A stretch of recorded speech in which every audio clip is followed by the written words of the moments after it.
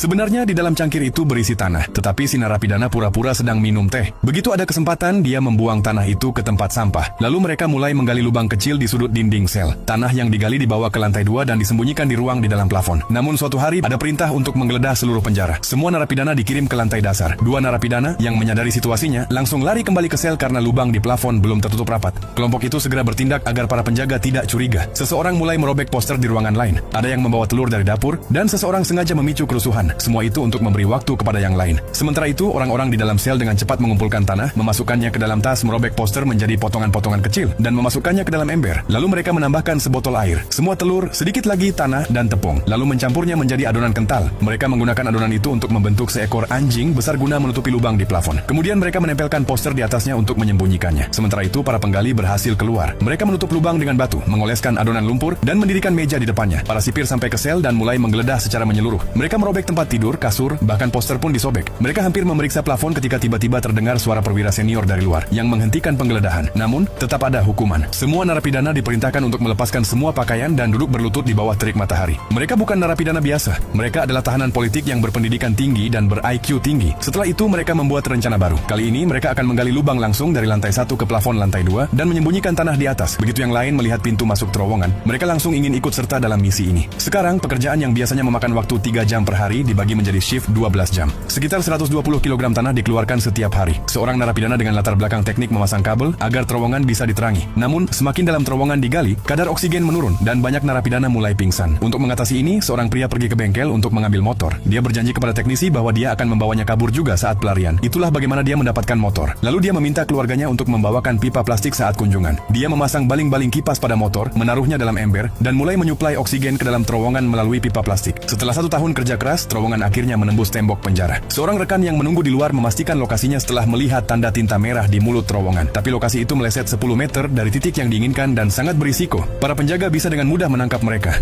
Saat mereka berencana untuk menggali lebih jauh, tiba-tiba terjadi guncangan seperti gempa bumi. Semua narapidana keluar ke halaman, kecuali yang ada di dalam terowongan. Penjaga menjadi curiga. Tapi saat itu seorang narapidana yang sebelumnya sengaja melukai kakinya muncul sambil pincang dan mengalihkan perhatian para penjaga. Sementara itu, para penjaga telah memaksa seorang narapidana menjadi mata-mata. Malam itu, saat semua narapidana menonton film, setiap beberapa menit 2 orang secara diam-diam keluar menuju sel terowongan dan masuk ke dalamnya. Di luar, rekan-rekan mereka mulai menggali di tempat bertanda tinta merah. Namun semakin banyak narapidana yang meninggalkan film, si mata-mata menjadi curiga. Dia berlari ke arah sel dan melihat pintu masuk terowongan. Saat itu hanya 1 orang yang tersisa di dalam. Narapidana berambut panjang itu menangkap dan menjatuhkannya, tetapi si mata-mata mengambil obeng dan menusuk bahunya. Orang itu sekarang terluka dan tidak bisa melarikan diri. Di luar, semua narapidana yang berhasil kabur sudah duduk di dalam bus, dan kini berita tentang terowongan pun telah menyebar.